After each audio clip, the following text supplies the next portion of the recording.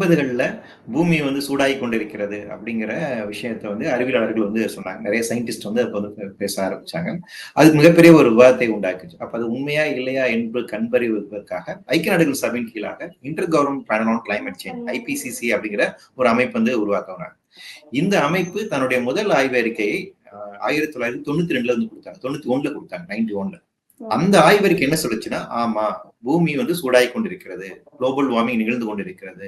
இதற்கு அதிகப்படியான carbon tie ஆக்சைடோட emission தான் காரணம்.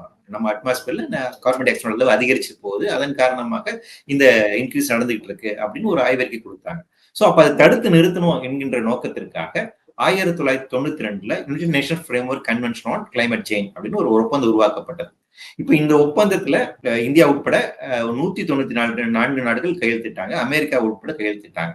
சோ இந்த ஒப்பந்தத்துடைய சாராம்சம் என்ன அப்படின்னா, பூமி சூடாகி கொண்டிருக்கிறது. இப்படி சூடாச்சுன்னா இந்த பூமியில உயிர்கள் வாழ முடியாது. அப்ப அதை தடுத்து நிறுத்த வேண்டிய வேலைகளை நாம் செய்ய வேண்டும். ஒவ்வொரு நாடுகளும் செய்ய வேண்டும் அப்படின்னு ஒரு முடிவு பண்ணாங்க. அப்படி முடிவு பண்ணும்போது ஹிஸ்டாரிக்கல் ரெஸ்பான்சிபிலிட்டின்னு பார்க்கும்போது வளர்ந்த நாடுகளுக்கு அதிகமாக இருக்கின்றது. கூடுதல் பொறுப்பு அவங்ககிட்ட இருக்கு. மூன்றாம் உலக நாடுகளுக்கு வந்துட்டு அவங்களுக்கு வேற பொறுப்பு இருக்கு.